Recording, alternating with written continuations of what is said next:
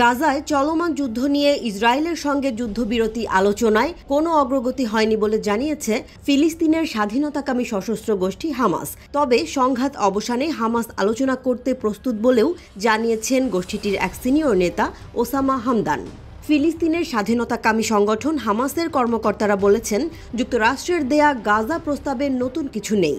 Reuters জানিয়েছে, যুক্তরাষ্ট্রের সমর্থনে মিশর ও কাতারের মধ্যস্থতাকারীদের চালানো প্রচেষ্টা এ পর্যন্ত কোনো যুদ্ধবিরতির ব্যবস্থা করতে পারেনি। যুদ্ধবিরতি আলোচনায় অচল অবস্থার জন্য ইসরায়েল ও হামাস পরস্পরকে দায়ী করেছে। হামাস বলছে, এ বিষয়ে যে কোনো চুক্তির মাধ্যমে অবশ্যই যুদ্ধের সমাপ্তি ঘটাতে হবে, আর তা গাজা থেকে ইসরায়েলি বাহিনীর সম্পূর্ণ প্রত্যাহার নিশ্চিত করবে। অপরদিকে ইসরায়েল বলছে, হামাস পুরোপুরি নির্মূল না হওয়া পর্যন্ত তারা শুধু অস্থায়ী যুদ্ধবিরতিতেই সম্মত হবে। হামাসের সিনিয়র নেতা ওসামা হামদান বৈরুতে জানিয়েছেন, মার্কিন প্রশাসন ইসরায়েলি যুদ্ধবিরতির প্রস্তাবকে অবিকৃত রেখে তা হামাসকে মেনে নেওয়ার জন্য চাপাচাপি করছে। এটি হচ্ছে নিজের নোংরা চেহারাকে চাকচিক্য করার লক্ষ্যে মার্কিন প্রশাসনের একটি অপচেষ্টা। তিনি অভিযোগ করেন, ইসরায়েল গত 7 অক্টোবর থেকে গাজায় যে ভয়াবহ গণহত্যা চালিয়ে আসছে তাতে সর্বাত্মক পৃষ্ঠপোষকতা দিয়েছে যুক্তরাষ্ট্র। তেল আবিব দেশটির অস্ত্রের চালান না পেলে ইসরায়েলকে বহু আগেই গাজায় গণহত্যা বন্ধ করতে হতো।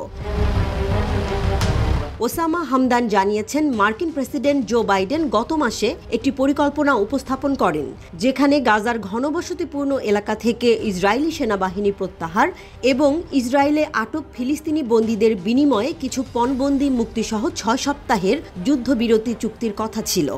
যুক্তরাষ্ট্রের সংবাদ মাধ্যম অ্যাক্সিওসের মতে 3টি সূত্র বলেছে, ওয়াশিংটন প্রস্তাবিত চুক্তির অংশগুলোর জন্য একটি নতুন ভাষা উপস্থাপন করেছে।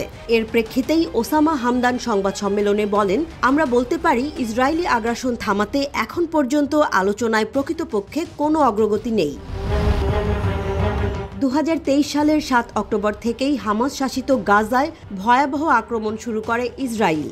এরপর থেকে প্রায় 9 মাস ধরে চলা ইসরায়েলি হামলায় গাজা ধ্বংসস্তূপে পরিণত হয়েছে এবং চারদিক থেকে অবরুদ্ধ ভূখণ্ডটির বাসিন্দারা দুর্ভিক্ষের দ্বারপ্রান্তে পৌঁছে গেছে।